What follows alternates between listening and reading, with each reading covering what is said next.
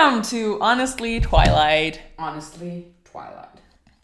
Like that, or like I said it. This is Josephine. This is Bri. And today we're going to be talking about the Twilight.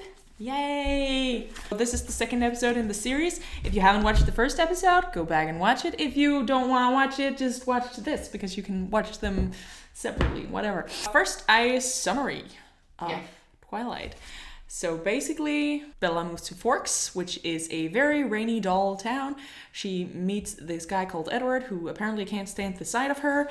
But turns out he actually really likes her. He wants to fight her or whatever. She smells delicious. There's some tension. They start to fall in love. They get together. She meets his family, and then some vampires come along and want to kill her. And did you say he's a vampire? Oh yeah, he's a vampire. Okay. She's almost killed? She's almost killed, but isn't. And bada bing, bada boom.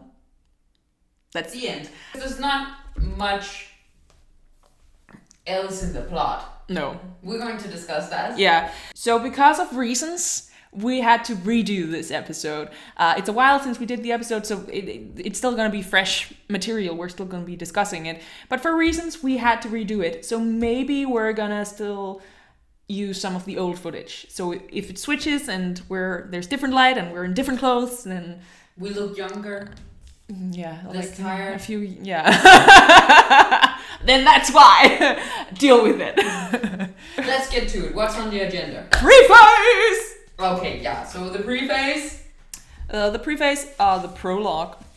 The preface is basically just this short snippet where we're told that someone's gonna be trying to kill Bella, but she's okay with it because she's dying for noble reasons. And it's very enticing. Yeah, it's a good preface. It's a good preface. Stephanie Meyer is the master of prefaces. I think so. Yeah. She's really good at it, and it does something that this book really needs, which is tell you that something dangerous is gonna come for you. Mm-hmm. I have this thing, which is a thing that goes on through all the books. I really fucking hate Renee, which is the mother of Bella. Her dad is called Charlie. She doesn't really call him dad, but he prefers her to call him dad, so she does that now that she's going to live with him. And the reason why my hatred of Renee starts is because she is the one and only and best friend of Bella. Bella can lie to her mom, but apparently she's so good a liar in this only ever instance. Yeah, she's usually all of the books. She's usually a really bad liar. Bella convinces her mom that she really wants to go live with her dad and finish the last almost 2 years of high school. Renee just does that because Renee has just married Phil. And she's sending Bella to a town Bella has refused to visit since she was 12. Renee is just like, oh yeah, of course you want to go see your dad. And then she goes on living with Phil.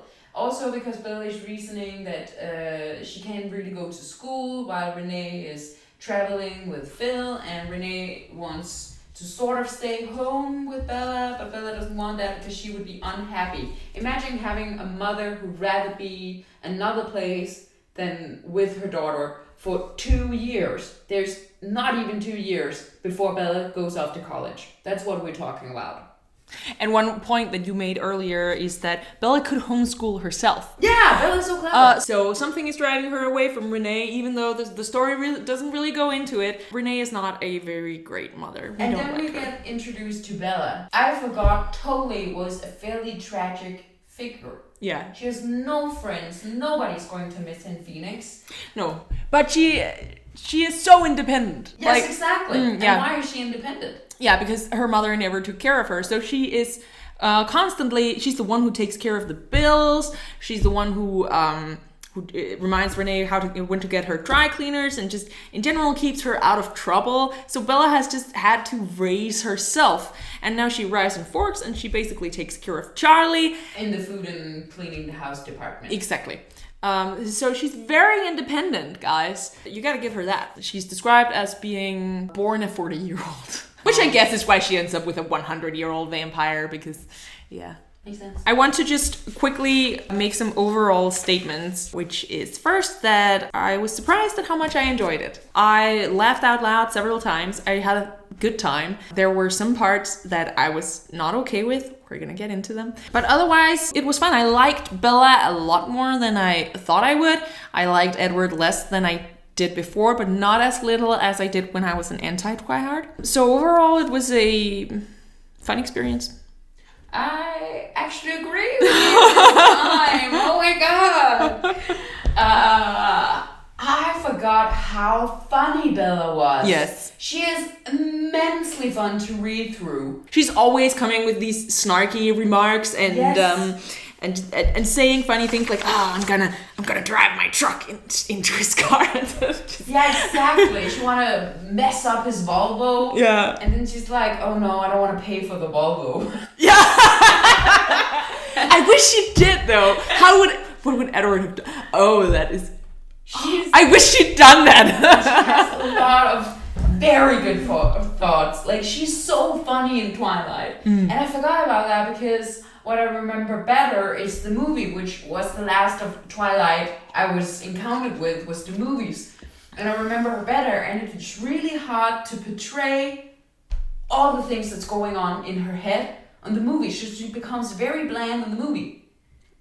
But she's not in this book. And that the problem is that Bella is very sensible. No, is sensible over? Sensitive? She's very rational. Oh, pragmatic. Pragmatic, yeah. She'll think something, but she won't act on it. And that is why she doesn't drive into Edward's Volvo. And that is why she ends up being not very engaging on the stage or in the movie. But in her head, she's just thinking all of these fun things. It's very engaging. I really, really like her. And I really like all of her snarky comments about Edward because boy, does he deserve them. But also the love she feels for Charlie, because how much I hate Renee, I equally love Charlie. I love Charlie a lot. And the first thing Charlie does in the books is giving her a car. We need to find the snow tires thing. I need to read that aloud. Okay, so Charlie is really great. And one thing that really shows how overly independent Bella is how moved she is by the fact that he gives her a truck, and by the section I'm about to read to you here, which is when Bella is driving to school, and Bella, being the klutz that she is surprised that she doesn't just drive off the road because there's ice on it. And then she realizes that Charlie has put ice chains. Is that what you call it? He's put chains on them so she can drive on the ice. My truck seemed to have no problem with the black ice that covered the roads. I drove very slowly, though, not wanting to carve a path of destruction through Main Street. When I got out of my truck at school, I saw why I'd had so little trouble.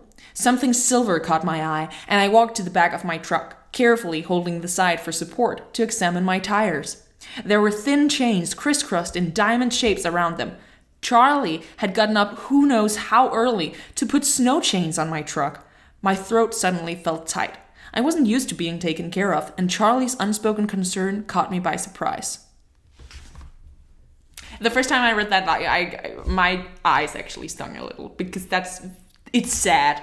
It's not surprising that she kind of likes being with someone who's in control, who can take care of her when this was how she was brought up. So Charlie is just great. We love Charlie.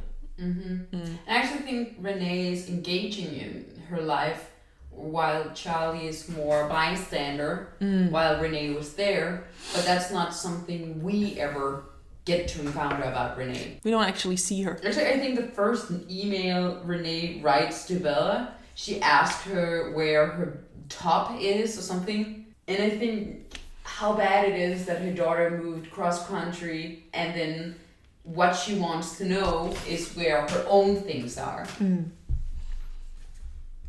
Yeah, sorry. I also think you just don't like her. You're not gonna give her a break. Everything she does is bad. Yeah. We get into that. But just not in this episode, but just prepare. Be prepared. Renee.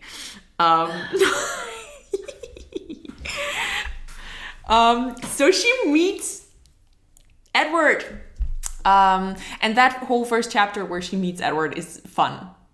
I really like the whole that she's going around school, being introduced to all of the things, and then she sees him and she's immediately drawn to him because they're fucking beautiful. So everybody notices them the first time they see them. And then he actually looks at her and is intrigued, which you know is because he can't hear her thoughts. So you can almost imagine, and this is what I'm looking forward to in Midnight Sun, him going to have classes with her and being like, oh, what's up with her? I can't hear her thoughts. And then she walks in and it's just, I want to kill you! And that whole switch in his brain, like first being intrigued with her and wanting to understand her better, and then I want to kill you and I hate you and you're destroying me. That's going to be interesting in Midnight Sun. Yeah. How she's going to portray that. And he just stares at her like she's the worst thing ever through like 2 hours of biology. And I love Bella's whole attitude. She's so, what is wrong with him? What did I do also? Yeah. And then she leaves class and then she hears him trying to persuade the secretary to give him another class and she says she can.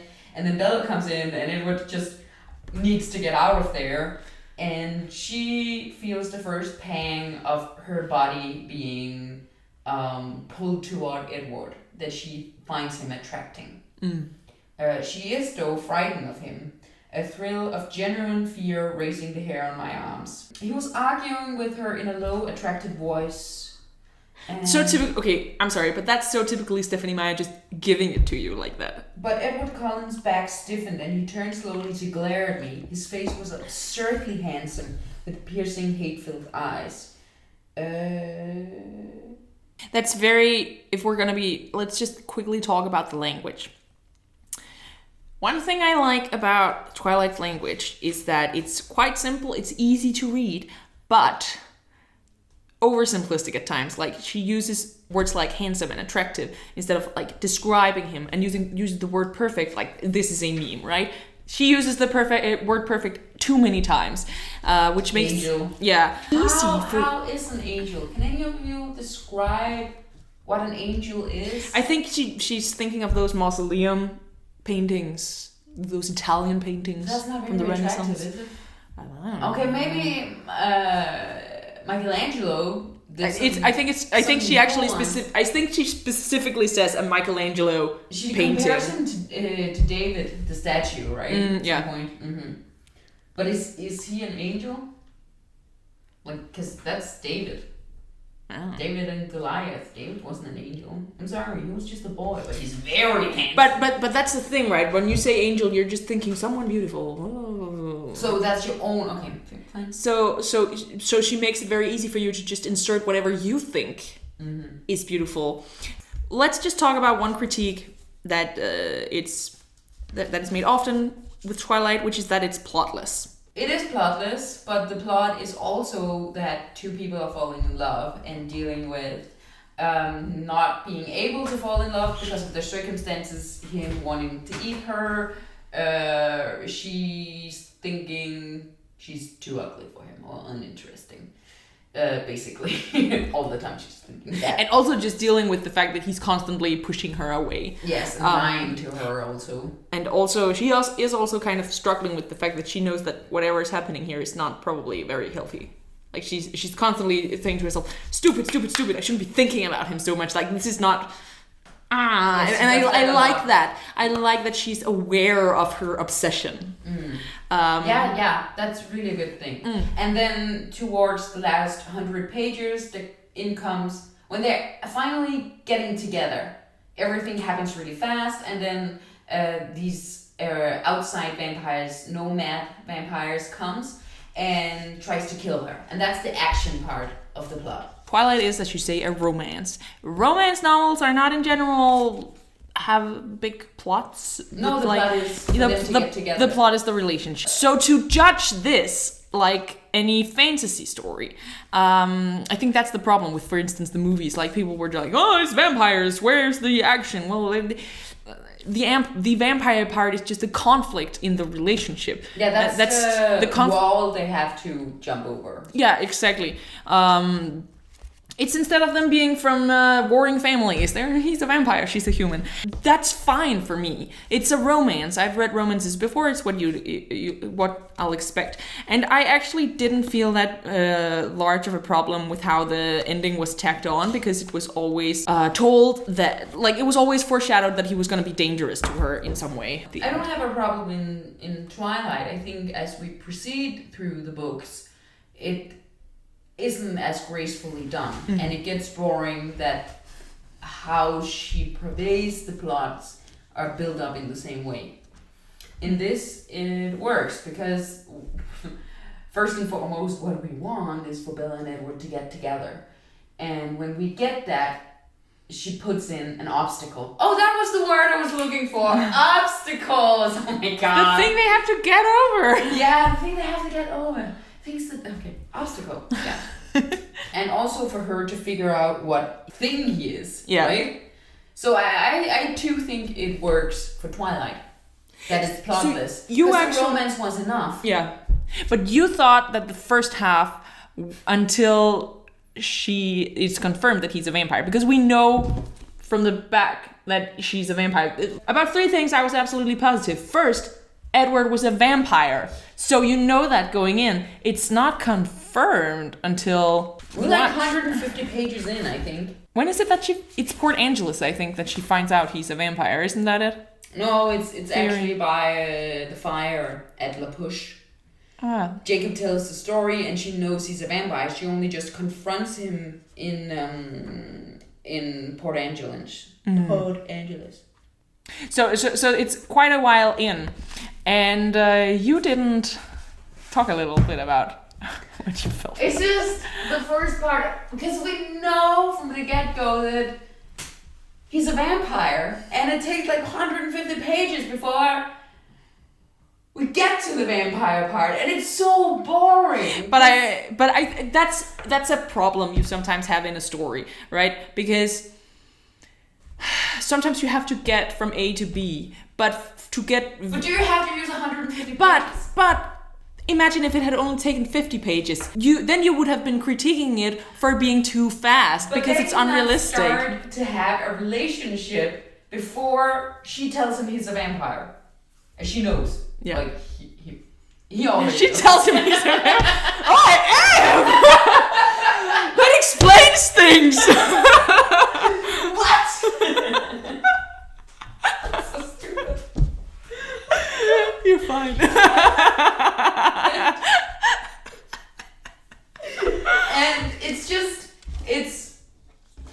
there's a lot of obstacles before she tells him. She has to go to the beach with all her human friends, which is portrayed as so fucking boring. I really hated Mike in this one. Oh, yes. He's so awful, and he's even described as a golden retriever. She hates him. She doesn't find Jessica amusing. She likes Angela, and suddenly she hates fucking Lauren and Eric. I don't like Eric who? Mm-hmm. And like, it could have been boiled down. It's just, I don't know. I really found it boring. Maybe it's necessary. Let's say what happened. Oh, see, this is what I want. Let's say what happened was that Edward actually started on a killing spree at the beginning, like when he sees her, and then stops himself, and and then it's out there, or later he comes to her room and she realizes he's there, and he's like gonna eat her, but then he doesn't, because then the secret would be out very quickly. So that is the only way I see for that to work, for it to happen quickly in a satisfying way. Because right now what happens is that a lot of time passes where she just knows something's up with him. And he's telling him nothing's up. Yeah, he's telling her. Yeah. He's being a real dick about it. Yeah, so that's the thing we're not agreeing on. When Edward saves Bella from being squashed by Tyler's car, Bella notices that he's standing far away, and then he's suddenly there saving her, and he tells her, "Bella, I was there the entire time." And Bella says, "No, you weren't." And Edward's like, "You deluded, you hit your head." And I'm like, "Fuck you, Edward." And see, I really think it's fun when he's being mean or trying to dissuade her from discovering the truth because he doesn't want her to discover the truth, while he's obviously also kind of impressed that she is discovering the truth and how tenacious she is about discovering the truth. So he kind of likes her for it while also having to dissuade her. He's having fun. And I'm having fun because it is kind of fun, but it's just not fun after they get together. Like after they get together. But he's already laid the groundwork for telling her that she's stupid. Yeah, but the problem is that he continues to do that later. Yes. That's the real problem. Let's say that he instead had a moment where he said, God, it was so hard trying to dissuade you, and I'm sorry. I'm sorry for all the times I called you stupid. You're obviously smart. You figured things out, and he never talked that way to her again. Yes. Then you would have been okay with it. The problem is he continues that behavior. And he should smile his crooked smile, and I would like fawn over him and be like, oh my God, perfect human being. Everything happens after they get together. Everything up till that is just waiting around, even for Bella. Okay, I like it because I feel like it's fun. There's tension. I don't believe there is. But I don't believe there is. I think there's no tension because there can be too much tension because they're going to get together. She's going to get his secret, and that's it. But you always know in a romance they're gonna end up together. But they shouldn't have written it on the back. So I was waiting for the vampire part. And I'm still disappointed about it. Rereading it, I was like, nah. I liked it. I had fun. I had fun with their conversations. If I'm Edward right now, I would tell you, you were not having fun. You can't see your own truth. Man, stupid bride. I was and you know right next to you. I was your thoughts, you know, and you didn't like I would be like Bella in Phenomenon after he saves her, and she's like, so we're talking about Bella being snarky. She tells Edward off all the time, a lot, and it's so fun. It's so great. And let me just read something to you. So after he saves her, she's like, "Oh, you were standing right next to me," and he's like, "No," and she's like, "You were. I'm not crazy." And I like that here that she's insisting that she's not in the wrong. That's kind of missing later. She has to talk to him for a minute. He's like, "Bella, you hit your head. You don't know what you're talking about." His tone was cutting. My temper flared now, and I glared defiantly at him. "There's nothing wrong with my head." He glared back. Lots of glaring. "What do you want from me, Bella?" "I want to know the truth," I said. "I want to know why I'm lying for you." "What do you think happened?" he snapped. And then she explains how he practically lifted a van off of her. He was staring at me incredulously, but his face was tense, defensive. "You think I lifted a van off of you?" I merely nodded once, jaw tied. "Nobody will believe that, you know." "I'm not going to tell anybody," I said, each word slowly, carefully controlling my anger. Surprise flitted across his face. "Then why does it matter?" "It matters to me," I insisted. "I don't like to lie, so there'd better be a good reason why I'm doing it." "Can't you just thank me and get over it?" "Thank you." I waited, fuming and expectant. "You're not going to let it go, are you?" "No." "In that case, I hope you enjoy disappointment." Like, I find that part funny. I like their ping pong at the beginning when they're still not on the same page. I don't like it later when they're supposed to be on the same page. Yeah, but that's about tension. See, that's the problem for me, that every conversation these two, who's presumably just love each other from the get-go, that every conversation they have is a wall. I think so. Like, every time they talk, it goes south so fast. He turned to smirk at me, so they're still friendly. He turned to smirk at me. "What? No 20 questions today?" "Do my questions bother you?" I asked, relieved. Not as much as your reactions do." He looked like he was joking, but I couldn't be sure. I frowned. "Do I react badly?" "No, that's the problem. You take everything so coolly. It's unnatural. It makes me wonder what you're really thinking." "I always tell you what I'm really thinking." "You edit," he accused. "Not very much.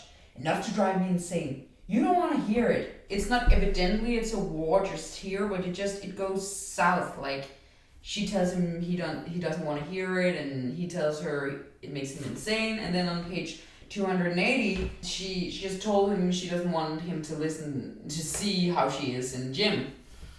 And he says, I warned you I would be listening. And I warned you that you didn't want to know everything I was thinking. You did, he agreed, but his voice was still rough. You aren't precisely right, though. I do want to know what you're thinking. Everything. I just wish that you wouldn't be thinking some things. I scowled. That's quite a distinction, but that's not really the point at the moment. Then what is? Do you truly believe that you care more for me than I do for you? I just don't think I'm as bothered with this dialogue as you are.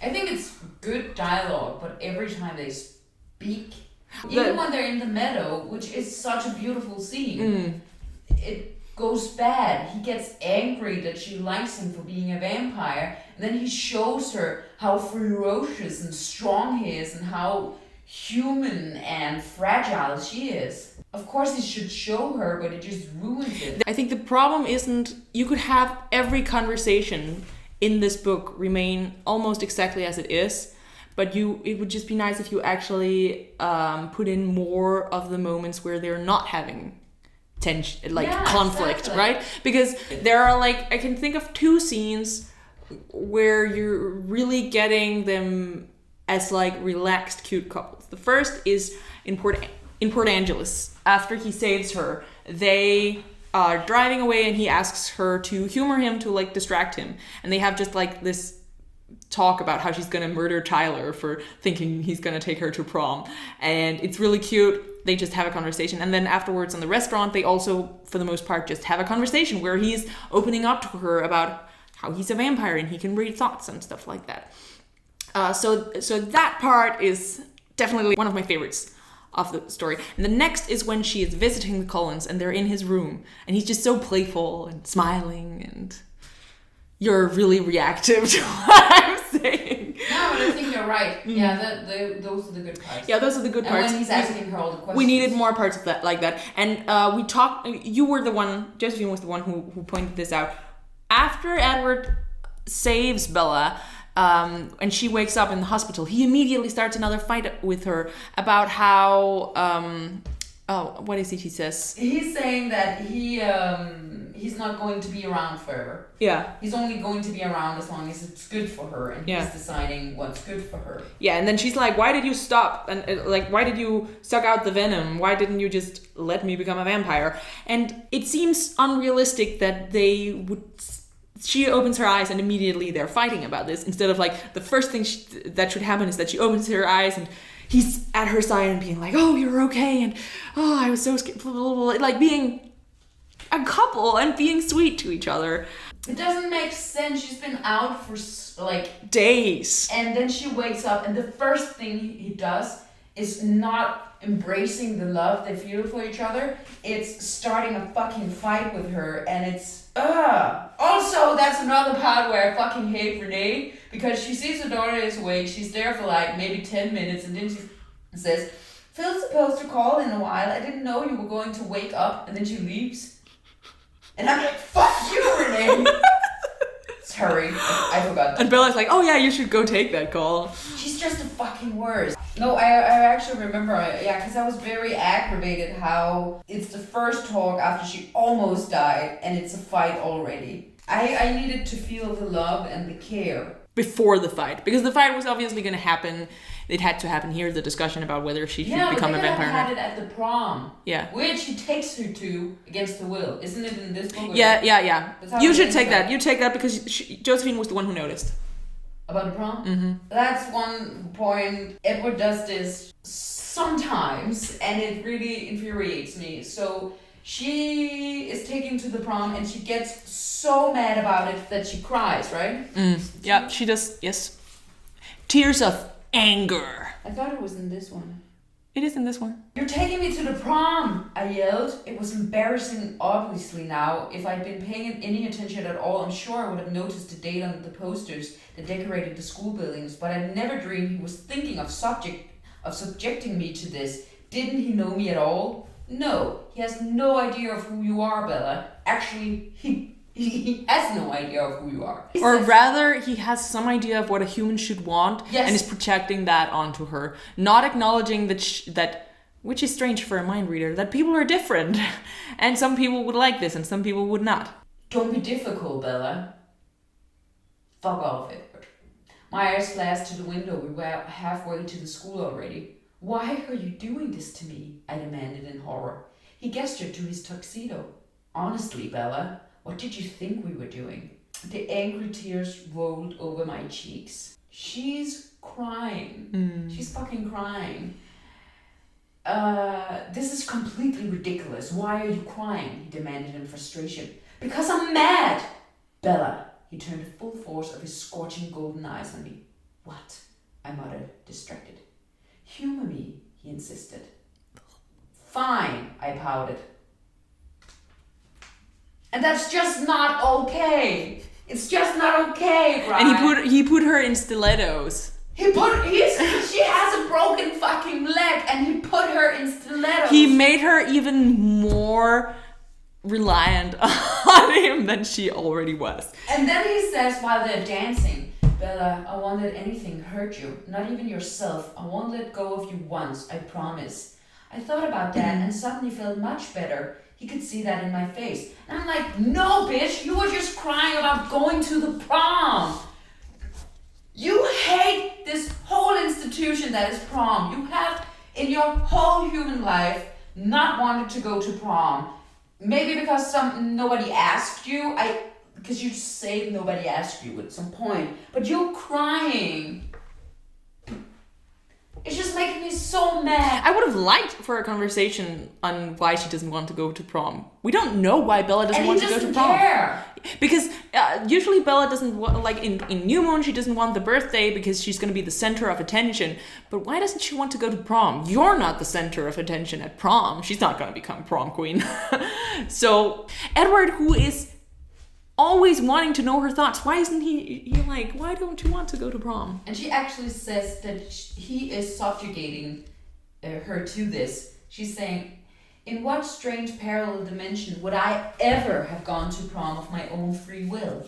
If you weren't 1,000 times stronger than me, I would never have let you get away with this.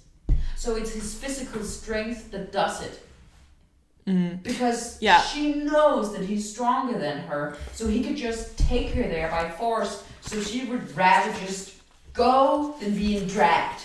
That reminds me of another thing. She almost takes it for granted that because he's stronger than her, he has the right to do certain things. He has the right to pull her around, and she shouldn't struggle against it because it's pointless. Well, it shouldn't be pointless. He has a personality, and if he cares for her, then if you say no, then he should just stop, even if he's stronger than you. Does he have a personality? Yeah, okay. We're getting into that.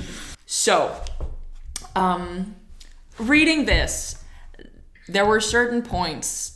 And I didn't even notice the prom thing. Josephine made me aware of that. I'm almost terrified at myself that I didn't notice the prom thing.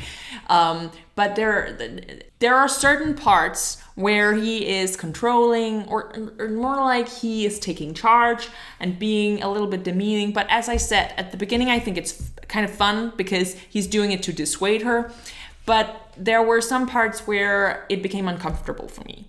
So I wanted to point that out. So after there's that point where Bella gets her, in biology they have blood tests and Edward isn't there because obviously Bella's going to be pricking her finger. There's going to be blood in the room, so he shouldn't be there.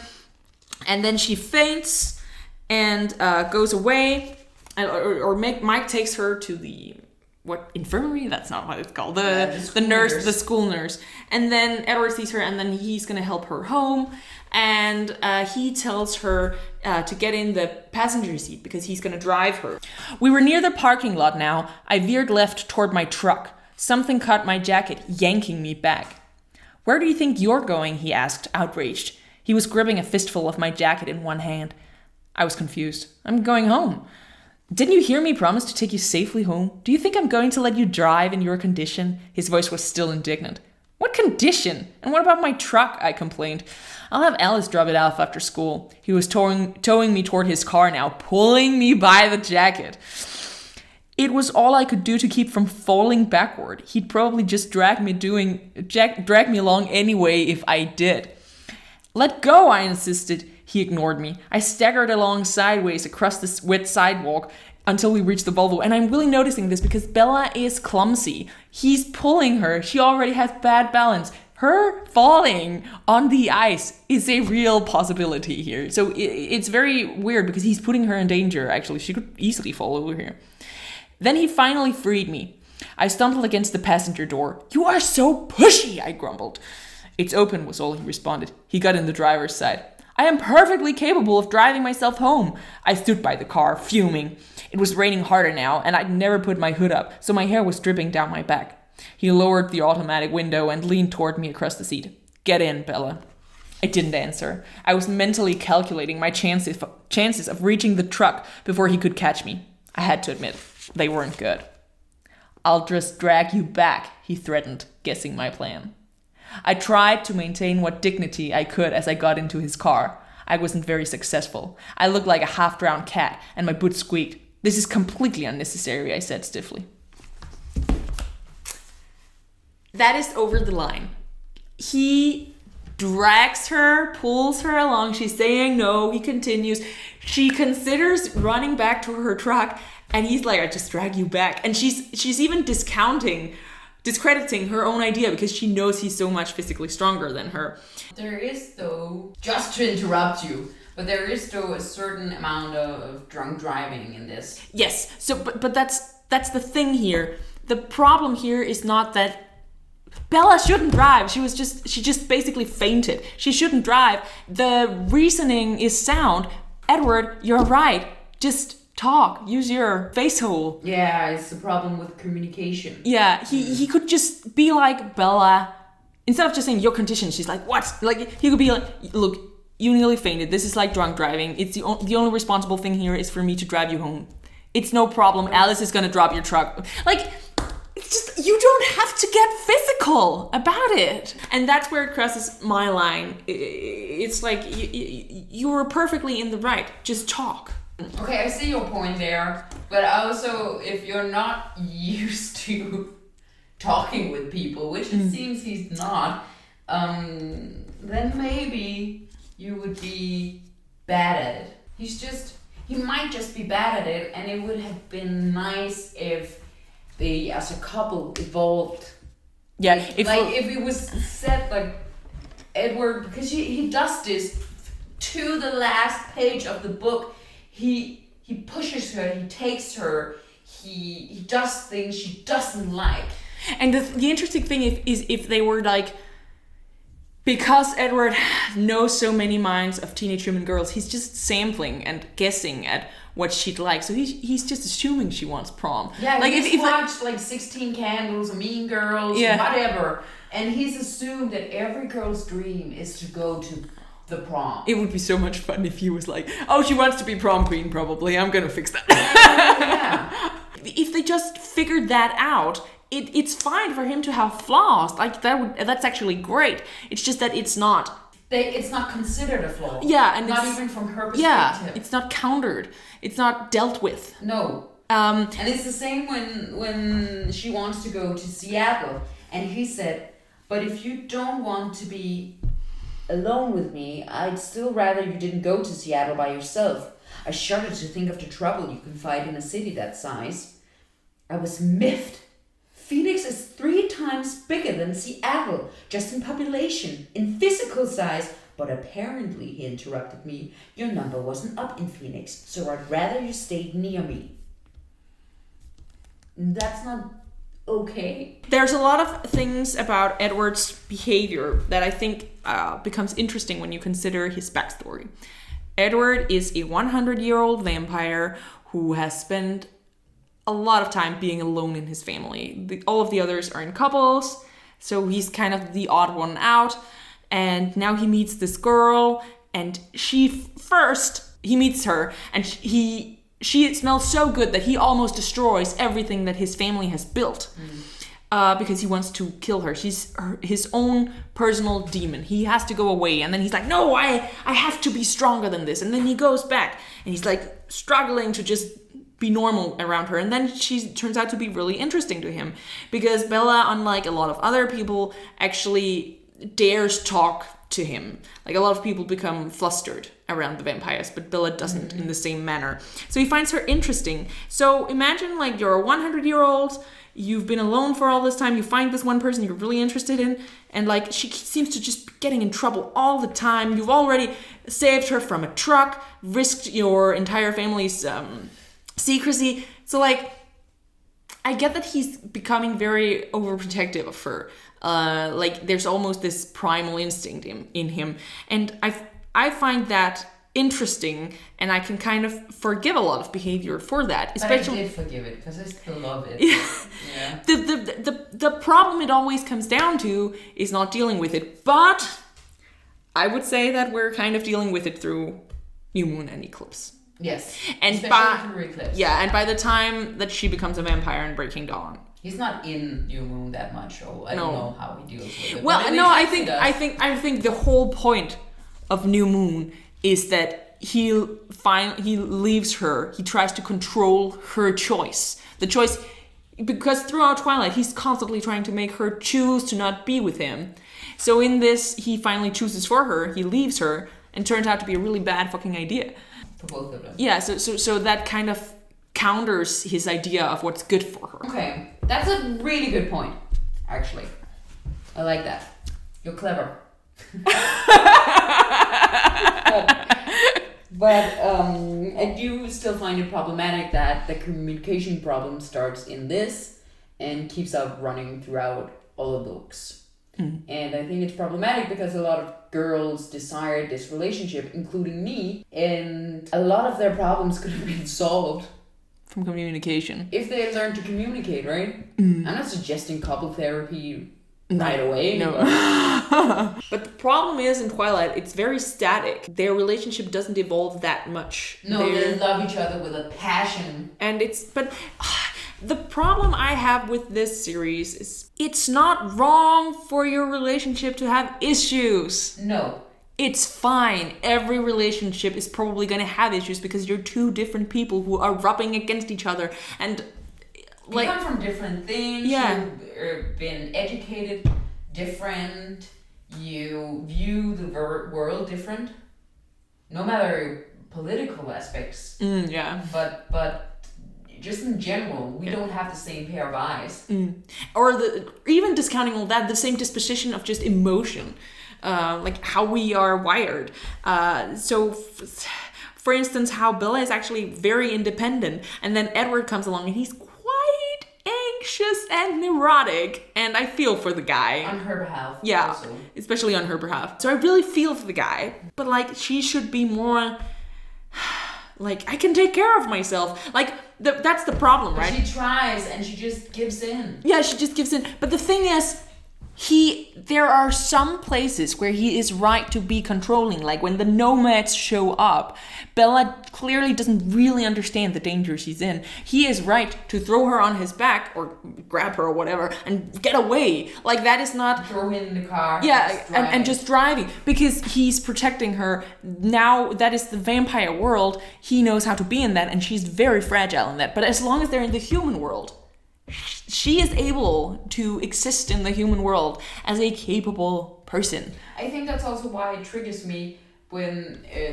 the first time they went through the tree, she has her eyes open, like when she's on his back, and it's nauseating for her, and she huffs and puffs and doesn't feel good. And then afterwards, when they're going to do that again, she says, I don't want to. And he says, you have to. And she says, no. Again, it doesn't make me feel good. And he says, just close your eyes. And then he does it. Takes her. Yeah. And that's not okay. Sexually, but on his back, he's taking her with him through the forest. In some ways, it's always okay to push people.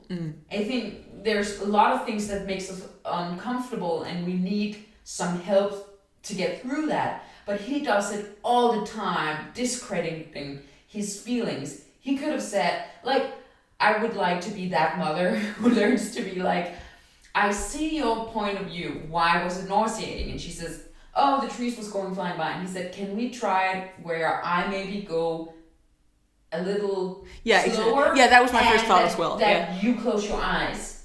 And we see how you like that. Because For me, it's really frustrating that we have to move this slow, and I know you would be able to handle it. I have trust in you.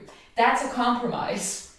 And she would have said, okay, because that's fair reasoning, right? Yeah, and she's reasonable. Yeah, she is reasonable, and she would like to listen to him. But because he discredited her feelings so many times, it gets annoying. And here again, the thing happens where Bella says she doesn't want something, Edward does it anyway, and she turns out to like it. Now she likes the running. I just want to talk about the scene. So it's kind of related, but also kind of not. We were almost talking about it before. When he grabs her and the vampires are coming and he grabs her, they get in the car. Edward, Alice, Emmett, and Bella are in the car together and they're driving, and Bella is like, what's going on? And nobody's answering her, and she stop the car, and they're not, and she's like, we have to think about Charlie. And Bella really takes control of the situation. She demands to be listened to, and she demands to be respected, and actually comes up with the entire plan that they use for the end of the series or the story, which I really like. Even though she's not a very active participant in that plan, she came up with it.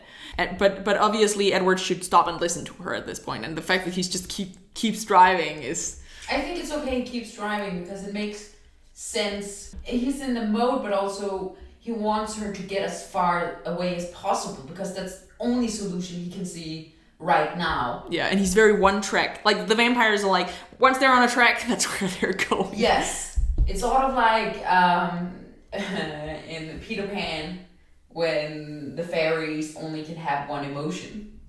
That's sort of like how some of the vampires are when they have one. In Peter Pan, the fairies can only have one emotion. Yeah, you know Tinkerbell. What more do we have to say about this book? So I would like to talk about Edward's personality, which is, it's non-existing. There is nothing to Edward. And I really love this conversation between Jessica and Bella. So they're talking about Edward. Even better, he must like you. I think so, but it's hard to tell. He's always so cryptic. I don't know how you're brave enough to be alone with him, she breathed. Why? I was shocked, but she didn't understand my reaction. He's so intimidating. I wouldn't know what to say to him. She made a face, probably remembering this morning or last night when he turned the overwhelming force of his eyes on her. I do have some trouble with incoherency when I'm around him, I admitted. Oh well, he is unbelievably gorgeous. Jessica shrugged, as if this excused any flaws, which in her book it probably did. There's a lot more to him than that. Really? Like what? I wished I had let it go, almost as much as I was hoping he'd been kidding about listening in. I can't explain it right, but he's even more unbelievably behind the face. The vampire who wanted to be good, who ran around saving people's lives so he wouldn't be a monster. I stared toward the front of the room. Is that possible? She giggled. So what Bella thinks that's behind the face of Edward Cullen is the vampire who wanted to be good, who ran around saving people's lives. And can we just put a pin in that? Do you know how many lives Edward saves in this book? So you know he's not running around all over the place being Batman. Woo! But he soon is going to be! I'm Edward! Robert Pattinson is playing Batman in 2021. I just love it. It's going to be epic. I'm so looking forward to it. I hope Kristen Stewart should have a role in that movie. That would be awesome. If she was like Batgirl or something. She's too cool. Maybe she could be the new Batgirl who's... Batgirl's cool. Who's lesbian. So I love this post about Kristen Stewart. There was someone who wrote, we have reached that point in time where Kristen Stewart both can play Bella and Edward. And that's so true. Just make a remake of Twilight. I just love her so much. So, I'm over it. Kristen Stewart, if you're watching this, I hope she's going to see that. We're going to cut that out and send it to her. No, cut it out. Send it to her personally. Oh, yes. If you response, I will die. You sure you're not a bisexual? Not entirely sure. I don't think I actually want to do anything with her. Like, it's not like that. I just admire her so much. Bella is mad at Jessica for suggesting that he, being unbelievably gorgeous, excuses any flaws. But it does, because there's nothing more to Edward. He's just a sweet piece of ass. Yeah, the only actual personality he has is like he's very moody. Like his emotions are all over the place. Yeah, he has PMS all the time. Yeah. And I suffer from PMS, so I know what I'm talking about. And this dude, he like challenges me through the roof. You can duel about it. No, but he is very anxious. He's an anxious person. And I think it might be because he's never had anything worth losing. And the prospect, and even the slight thought of losing Bella is so disturbing to him. In some level because he would frenzy in her blood, but also because he lost his parents while being transformed, or just before they died, because of Spanish flu. And so he has only vampires left in his life that matters. And suddenly he gets this fragile thing. This fragile human who could die anytime. Yes. And for him it's not just a pet or plaything, it's something more. And he knows that. And I get why he's anxious. And I think that's why I actually can forgive him for a lot of the stuff. Yeah, and I feel that as well. I mean, when you're writing fantasy and you're doing something like he's a vampire and he lives forever and he's really strong and she's really fragile comparable to his world, you gotta cut the guy some slack because he's a totally different species. Yeah, and that would have been interesting to put in the book. Also because it could give some depth to... Death or depth? Depth. Depth to the relationship, that they actually had some profound talk, but everything's so superficial between them. They get angry at the slightest thing or provoked, and then she has to snipe back and he has to tell her that it's her fault. And I think that's also a defense mechanism of his. He hasn't been challenged this way before. And he's also just enjoying how she worships him. I think too. Yeah, he likes it. Like, because when she first meets his family, she's like, well, Edward's good at everything. And Esme is like, have you been showing off? And he's like, yeah, a little bit. That's really cute. And also that arrogance and cockiness is why, personally, I think he's so attractive. Let's talk about that. A bit more, like, on a larger level. Why Twilight? Why did Twilight become so big? Why Edward? Why was it him that we all fell in love with? I actually think you coined it already. This is a romance, but in a fantasy setting. It was isn't True Blood actually out at the same time as this in America? Yeah. It's just not YA. I think it was presented as True Blood? as such. I can't remember. Almost too much sex in True Blood for it to be YA, I think. I have. She's only read also the first older book. because she's like 25 or something. Older. Yeah. No, then it wasn't. Yeah. So yeah, you're probably right. It's the fact that it hits the right demographic at the right time. It's a why 12-year-old read this, and then we've already talked about in the last episode, Twi-moms.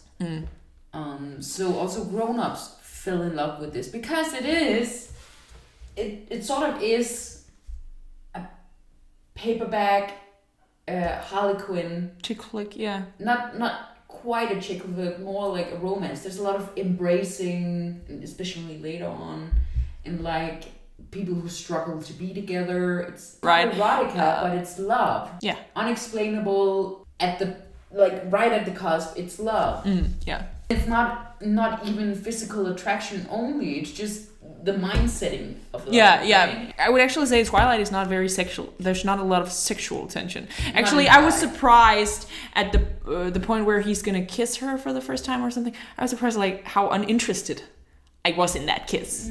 It was not very sexual. It was not very passionately written. I don't think there's a lot of passion in this series until Eclipse, actually, where she starts to become combustible. So until then, it's very sweet love, very virginous Innocent, love. Yeah. And also sort of awkward.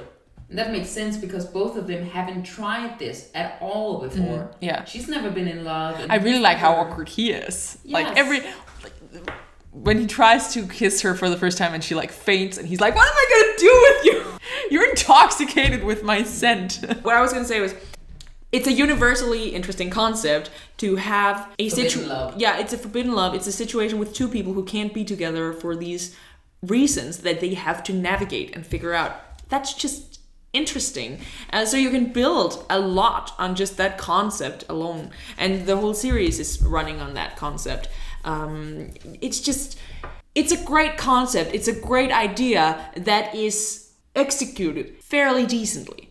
And because it was a concept that was not, at least had not been around for a while at that point, because it was executed fairly decently, it broke through.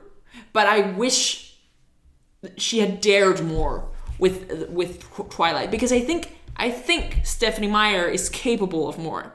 I just don't think she's brave enough to go there, because all throughout this series there are hints of things. There are backstories, Jasper's backstory, the Volturi, the vampires you meet in Breaking Dawn, and different things with the werewolves and the imprinting. Like there are things, and like she discusses the consequences of these things, but then she just never pulls them into the actual plot of Twilight because she doesn't want Bella's story to become sad. But if she dared to do that, I think she could write something amazing, because she has the right ideas. She just has to be brave enough to go with them. So Stephanie Meyer can get into those But things. maybe it's also weird being the first to delve into a fantasy romance in this way and then have to build it on your own.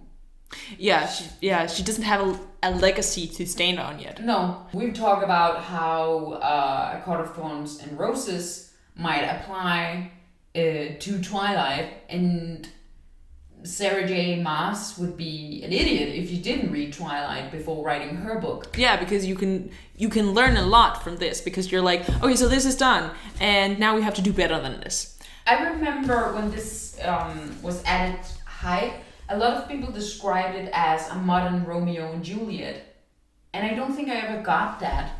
I guess it's the forbidden love Maybe. part. Okay. It's Side interesting that Edward was the one. And I mean, I think he's very generically likable in that he's very masculine in a way, right? Because he takes control of the situation, and And what woman doesn't want that? I mean, it is a fantasy. Yes, and it's also good not having perfect characters. Yes, but if you're gonna have imperfect characters, actually address those imperfections instead of saying they're perfect while they're obviously not perfect. Yes. Because like, if you want to talk perfect characters, Carlisle is actually pretty perfect. He's always doing the right thing. That's why he should have died.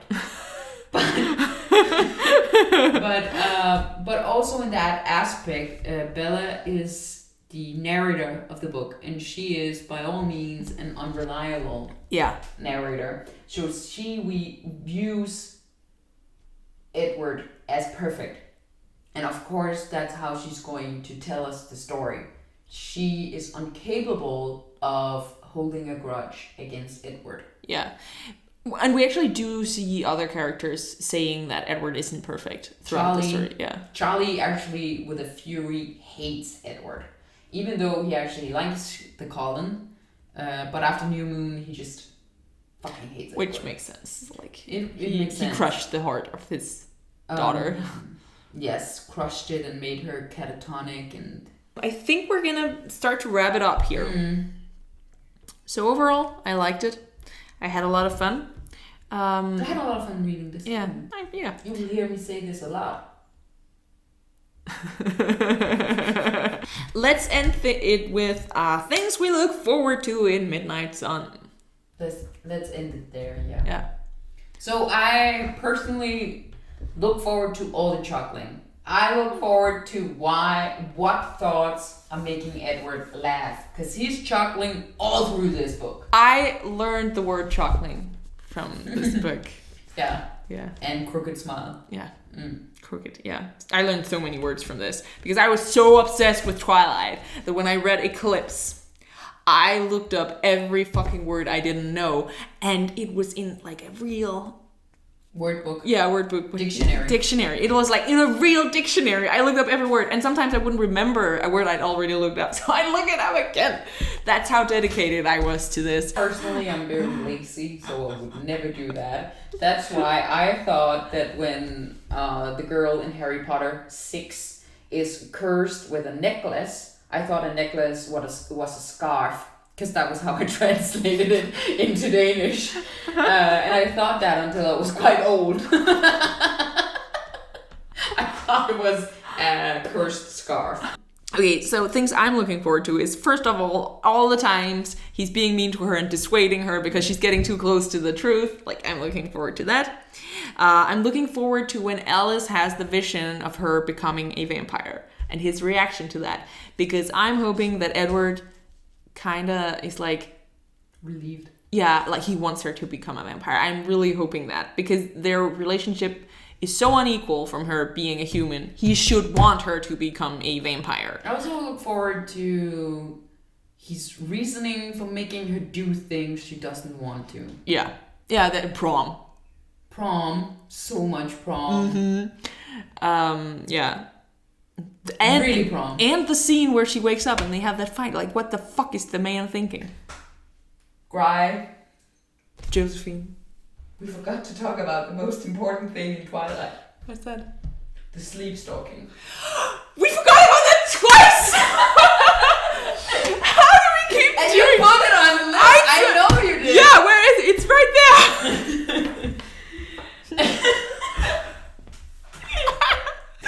So, what are our main problems with Edward? So obviously we want to see that in Midnight Sun. What is he thinking when he's watching her sleep? Yes. Yeah.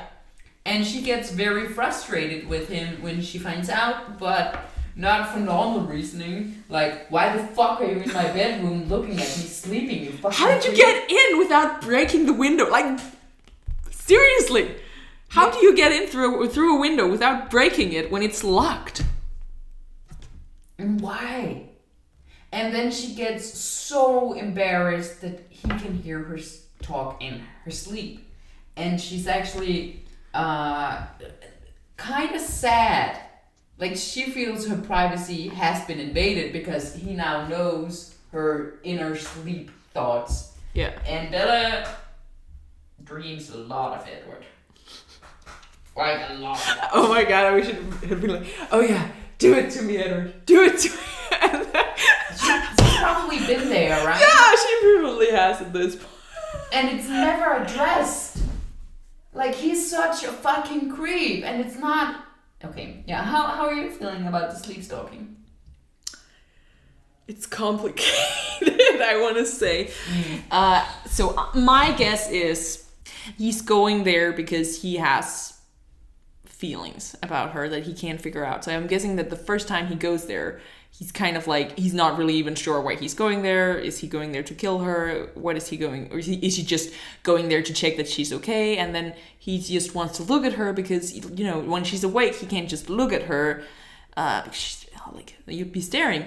So I'm guessing that the first time he goes there, he's kind of compelled to go there. And then when she says his name, it's kind of like, then he's sort of bound to be there. He surrenders to her in some way. Yeah. I think too. Yeah.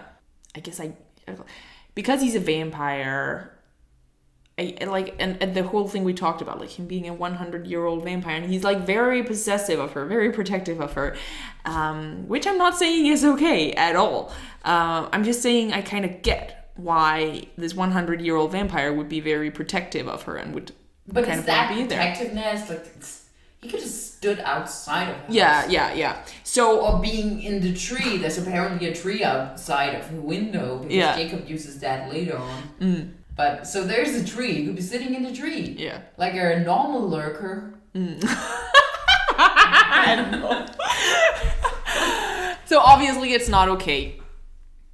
I actually, when I first read it, I thought it was kind of sexy. Yeah, me too. I think that's the general reaction, and then as you get older, you're kind of like, it's wrong.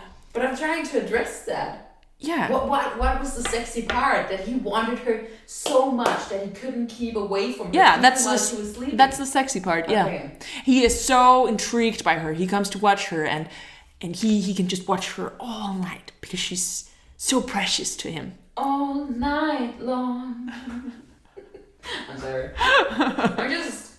He tells her later on in the books what he normally used his free time on because everybody else was fucking. Was reading books. That's true. That's what he's telling her.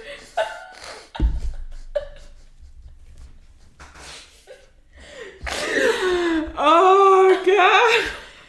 Like, don't you have anything better to do with your immortality? I mean, if I was really good at it. And if it's as good as it's described. If you never get tired and you can get those 14 orgasms every time, like, why not? Okay, cut that out. That's going in. Okay, so that's what they do. They're fucking. And Edward is not. So to keeping himself busy, he's reading a lot of books. He's apparently very good at languages, maybe also because he can read thoughts. I don't know if he hears a thought, he can speak the language, or if he's intrigued by languages so he can hear the thoughts. It's an interesting, maybe we will find out in the Night Sun. That would be interesting. He learned to play the piano really good. He's really good at the piano. But now he's spending all his free time looking at this human girl thrashing in her bed. And ever since, I hope that I look very cute while sleeping. And I look like this.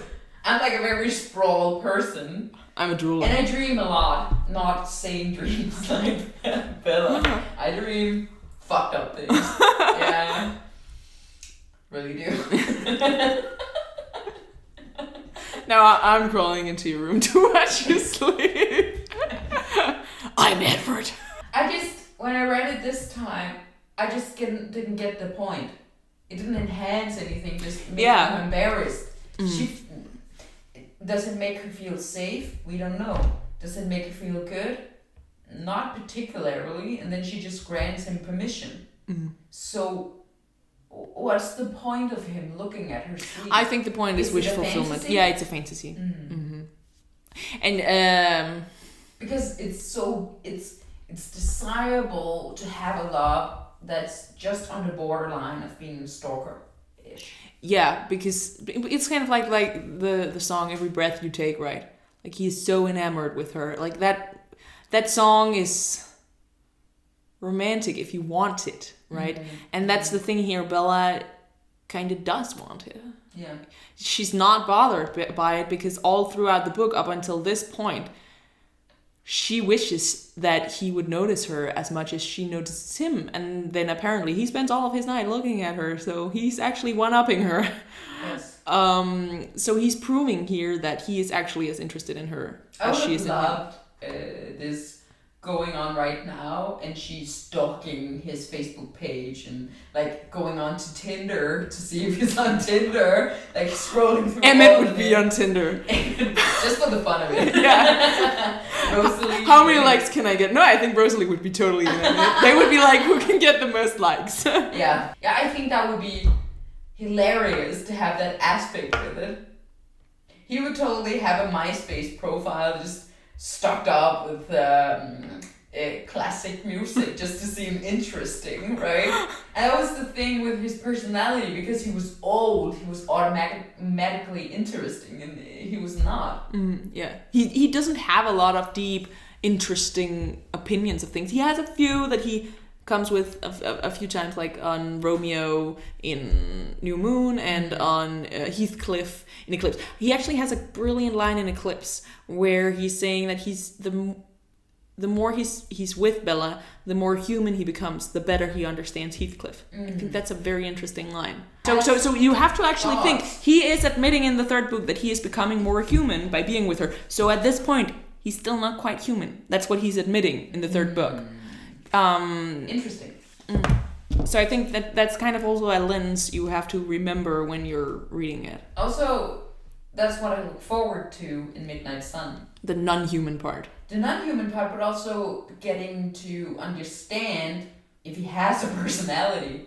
Do I still think Edward is smoldering? What constitutes a personality then? Like, if we're going to define how Edward doesn't have a personality here, what would it require for him to have a personality? If you would describe... I would describe Edward... Personality is a luxury when you have money and free time to actually think of other things than the necessary things. I just want to point that out. You're saying personality is a... Yes, it's a luxury. I think so.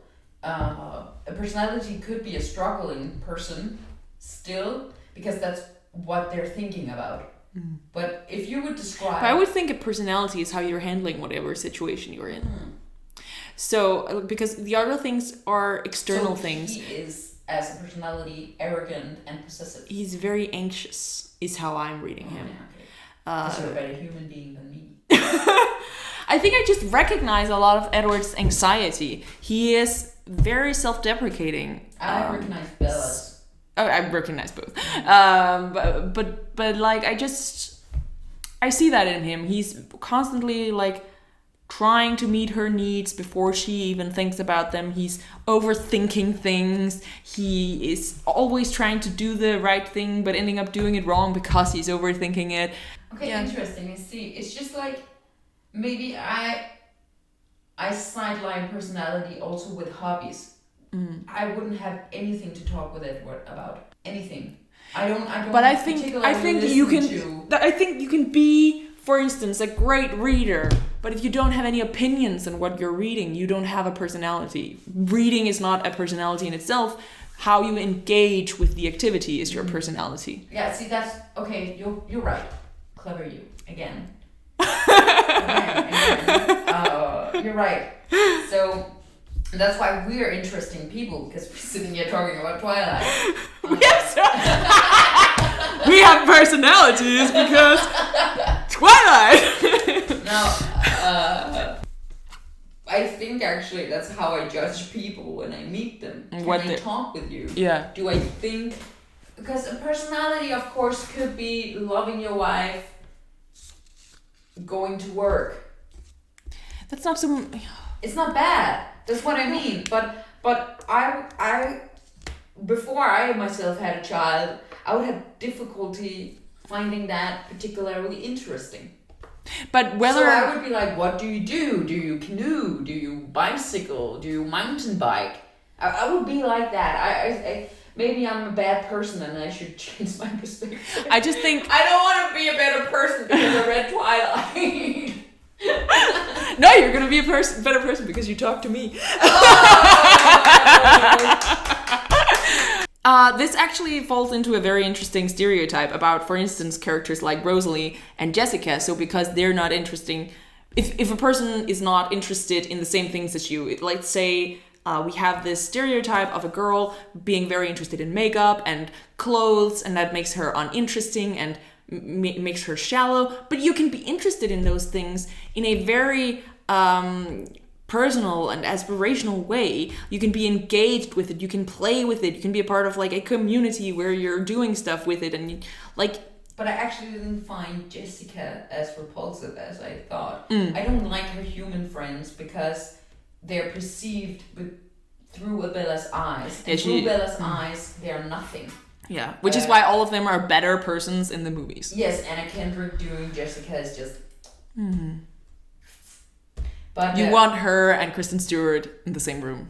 Oh my god, it's something... Yeah, no. So... Personality, and I think Jessica actually has a lot of personality, but Bella doesn't appreciate it, merge with it. She doesn't find that kind of personality. She finds the blabbering a distraction or something she can use to not engage in her own thoughts.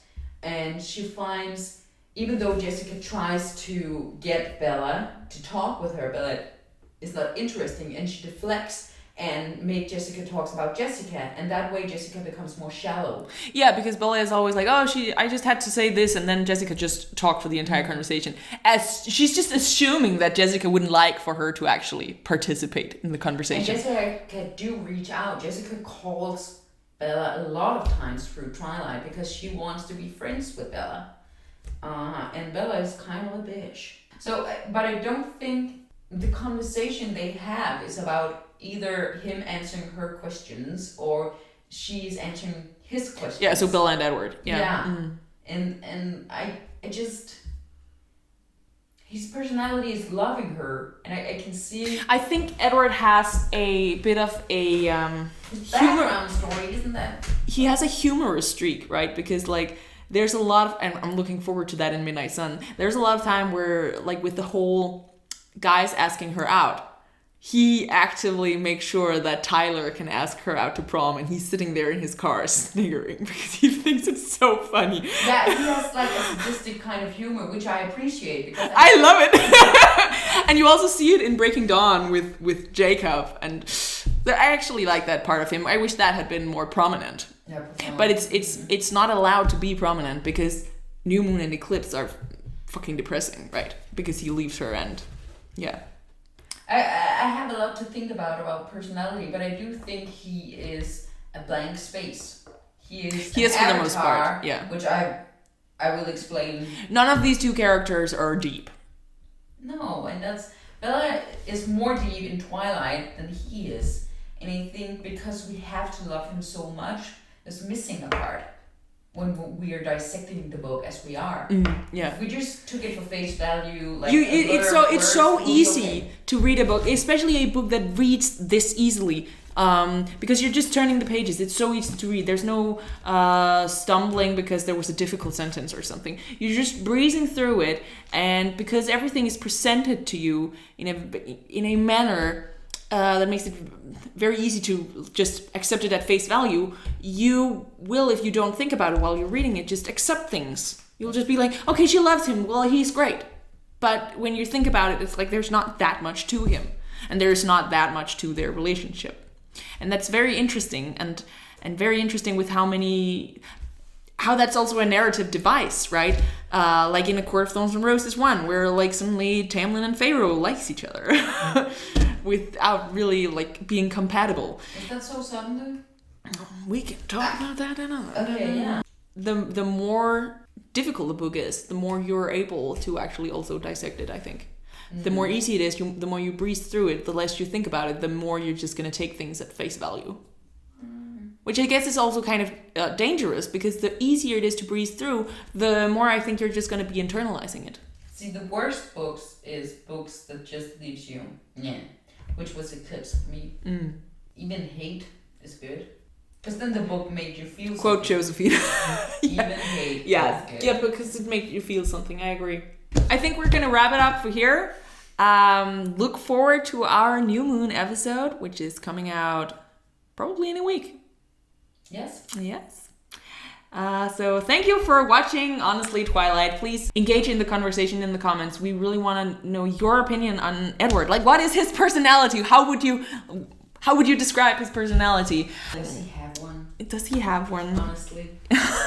Like, subscribe, ring the bell. And go out and spread the glitter. I need to put a bright, shiny unicorn flowing by Yeah. I would love with that. glitter behind it.